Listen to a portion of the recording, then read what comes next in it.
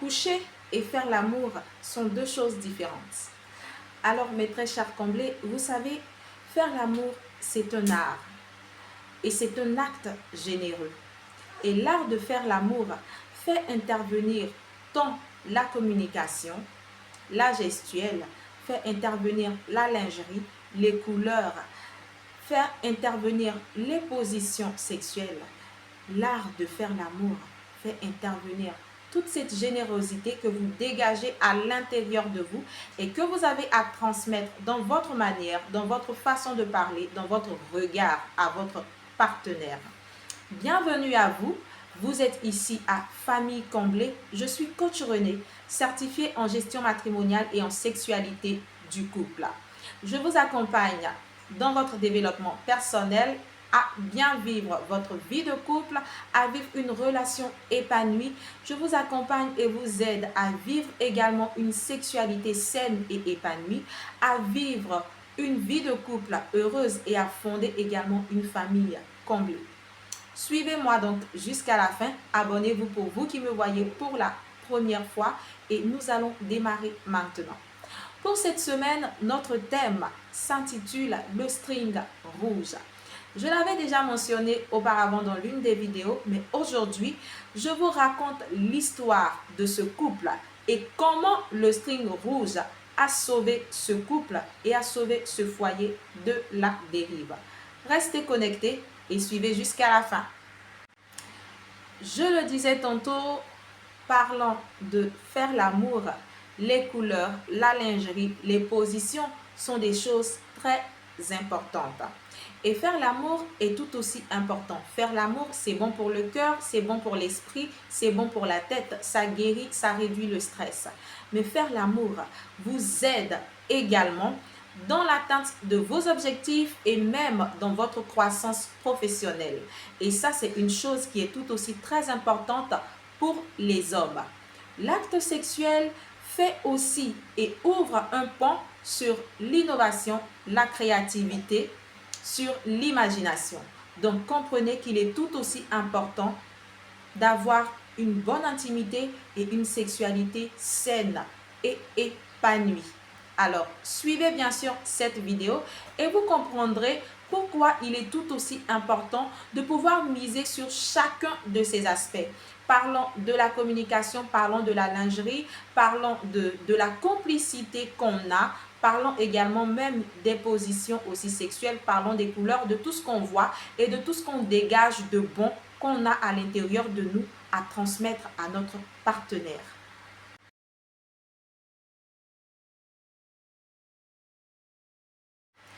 Alors, voici l'histoire d'une dame qui a eu plusieurs années de mariage et dans son foyer, les choses commençaient à ne plus aller correctement ou normalement. Son mari a commencé à accumuler des infidélités de façon successive, de façon répétée, au point où parfois il passait même des nuits dehors. Elle passait le temps à se lamenter, à pleurer, elle ne savait plus quoi faire. Elle priait, elle jeûnait, rien que pour ramener le cœur de son mari à elle, rien que pour revenir, pour que son mari puisse revenir à lui. Elle cherchait des solutions de part et d'autre. Faire la bonne nourriture, bien cuisiner, mais malgré tout cela, parfois même la nourriture restait sur la table parce que le monsieur ne rentrait pas à la maison. Bref, en tout cas, elle vivait une infidélité quotidienne de la part de son mari. Et voilà qu'un jour, cette femme, bonne prieuse et bonne croyante, d'ailleurs, beaucoup spirituelle, va aller voir son pasteur, Et lorsqu'elle arrive, pendant qu'elle est en train de parler avec son pasteur qui est une femme, elle lui a dit comme ça, voilà, on va commencer la prière, on va tout remettre entre les mains du Seigneur. Dieu va nous parler aujourd'hui, il va se révéler. Et voilà, et pendant qu'elles sont en train de prier, là tout de suite, le pasteur arrête la prière et elle lui dit, voici, je viens d'avoir quelque chose. dis-moi un peu comment tu t'habilles à la maison et comment est-ce que les choses se passent, comment tu reçois ton mari, comment tu accueilles ton mari quand il rentre à la maison. Depuis le temps où tu as constaté qu'il a commencé à te tromper ou à regarder dehors, depuis ses infidélités, est-ce que le monsieur, il arrive à te toucher bien avant ça? Comment est-ce que les choses ont commencé? Et voilà que la dame va parler de ses enfants, qu'après ses maternités et tout, elle était beaucoup occupée aux enfants, beaucoup occupée à la maison. Après, quand le monsieur il rentre le soir, parfois même il se plaignait parce qu'elle n'était pas toujours disponible pour son mari. Et bon, voilà, il y a eu quand même beaucoup de laisser aller, beaucoup de laisser faire à son niveau. Et au moment où elle a essayé ou voulu rattraper les choses, il s'est avéré qu'il était quand même un peu tard parce que le monsieur il avait commencé déjà, voilà, dans ses infidélités, à aligner, voilà, toutes les conquêtes. Et la dame s'est retrouvée pratiquement au bord du gouffre.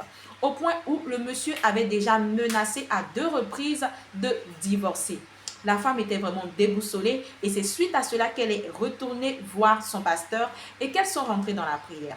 Donc, quand la dame, elle finit d'expliquer un peu l'histoire de comment est-ce que les choses ont commencé, de comment est-ce qu'elle accueillait son mari et tout, à la maison, le pasteur va lui dire: dis-moi un peu ce que tu portes. Elle rentre dans l'intimité de la dame. Dis-moi ce que tu portes et voici et tout.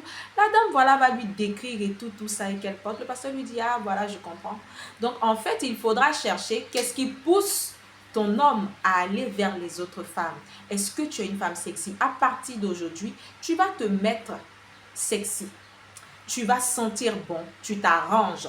Tu connais l'heure d'arrivée de ton mari. Alors même s'il rentre tard, tu t'arranges à ne pas dormir lorsqu'il va rentrer. Parce que ce jour-là, tu lui prépares un bon plat, même s'il est minuit. Et toi-même, ce bon plat, ce sera toi qui sera posé sur le plateau. Ce plateau, ce sera le lit. Et voici comment cette dame, elle se met bien. Et la dame, son pasteur lui dit: tu vas rentrer au marché. Ce que nous allons faire, nous irons ensemble.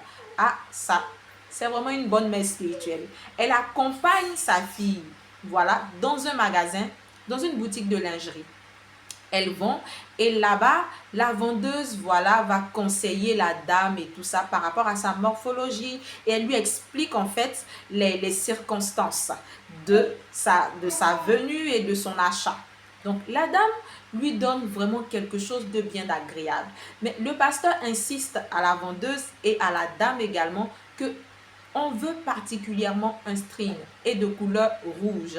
Peu importe ce qui sera en haut ou ce qui va couvrir, mais au bas, il faudrait que ce soit un string rouge. Donc tout de suite là, la dame, elle ne comprend pas. Elle dit bon, elle n'aime pas trop ça, elle n'aime pas les strings, donc vraiment, elle n'est pas à l'aise avec, elle ne sait pas tout ça, vraiment, est-ce que ça va porter, elle ne veut pas s'ériger elle ne sait pas, en poupée sexuelle, elle ne veut pas que... Et son pasteur va lui dire: tu veux sauver ton mari ou pas? Tu veux sauver ton foyer? Tu veux retrouver ton mari? Tu veux sauver ton foyer ou pas? Il faut savoir qu'est-ce qui attire cet homme dehors et qu'est-ce que ton mari recherche. Est-ce qu'un jour tu as cherché à connaître, à savoir ce qu'il aime vraiment? Est-ce que tu as déjà prêté attention à ses attentes et à ce qu'il voulait et à ses désirs? Elle demande à la vendeuse de mettre dans le lot un string rouge et avec tout ce qui va avec, la lingerie, voilà, le complet et tout. Donc voilà que la vendeuse va sortir un beau complet d'où le bas est un string rouge, tout simplement. Elle prend, elle part.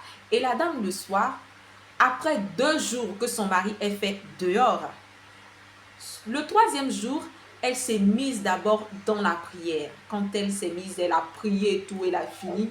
Elle appelle son pasteur. Son pasteur lui dit: c'est pas tout qui est la prière. Aujourd'hui, toi-même, tu vas t'offrir un repas et un plateau sur le lit et tu vas recevoir cet homme quand il va rentrer, peu importe l'heure. Tu oublies ton sommeil. Et la dame, elle se met bien, elle est parfumée, elle est maquillée, elle est propre. Et voilà qu'elle met sa nuisette, elle est en string. Elle entend son mari rentrer dans la pièce, dans la chambre. Et là, elle se met en position levrette, un peu courbée, légèrement, comme si elle était en train de prendre une pommade ou une huile pour se mettre sur le dos. Et là, tout de suite, le monsieur, quand il entre, il allume la lumière, il tombe sur les courbes et sur les formes de sa femme. là, tout de suite, il y a eu comme une délivrance dans les yeux du monsieur. Automatiquement, il est allé vers sa femme.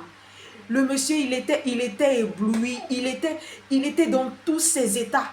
Et il a commencé vraiment, il est venu vers sa femme, il a touché sa femme. Vraiment chérie, qu'est-ce que tu me fais là aujourd'hui? Je n'ai jamais vu ça. Mais pourquoi tu ne m'as pas montré ça depuis longtemps? Mais vraiment, qu'est-ce que tu attendais? Voici ce que j'attendais de toi.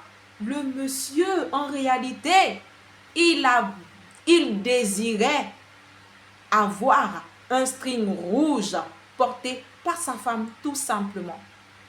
Et ce jour-là, le disait la dame, ce fut une nuit torride, comme elle-même, elle ne l'avait jamais vécu, même le jour de sa lune de miel.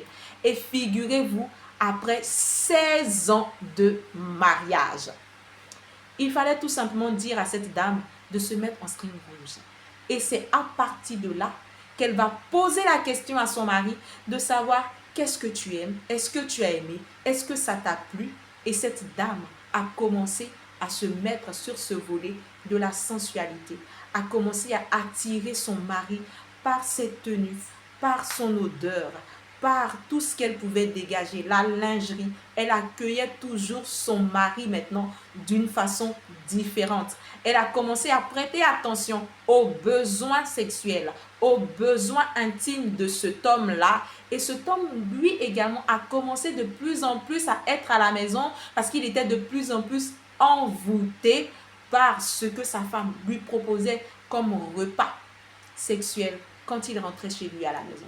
Donc, l'infidélité a commencé à descendre jusqu'à ce que cet homme finisse par confesser et admettre qu'il aimait sa femme, mais qu'en fait, elle lui avait fait perdre le désir et l'envie d'être avec elle.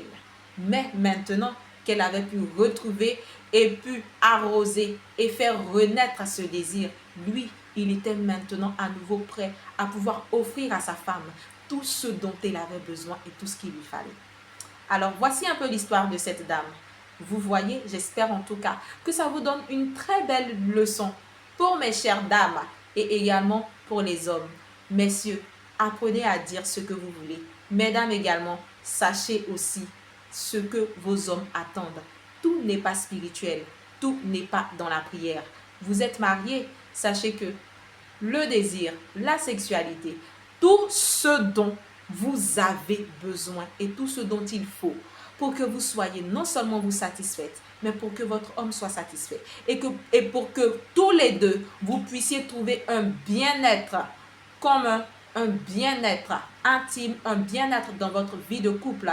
Vous avez à le mettre en œuvre. Dieu, il l'a béni, il l'approuve. Alors, mettez-vous tout simplement au travail. Voici donc l'histoire du string rouge que je voulais partager aujourd'hui avec vous. Et j'espère que ça a été une très belle histoire inspirante et que cela va également vous servir de leçon. Alors, s'il vous plaît, abandonnez un peu les bâches là. Abandonnez les bâches. Vous pouvez aussi aller sur une bonne lingerie. Si vous n'aimez pas les strings, vous pouvez aller sur des V, sur de la dentelle. Il y a du bon coton, mais toujours quelque chose qui sent bon, quelque chose qui met bien, qui vous fait vous-même vous sentir bien, mais aussi qui va pouvoir toujours garder la chaleur et toujours attirer, nourrir le désir de votre homme vis-à-vis de vous. Alors soyez un couple comblé et surtout que le string rouge vous visite et vous fasse du bien également. Portez-vous bien et on se dit à très bientôt.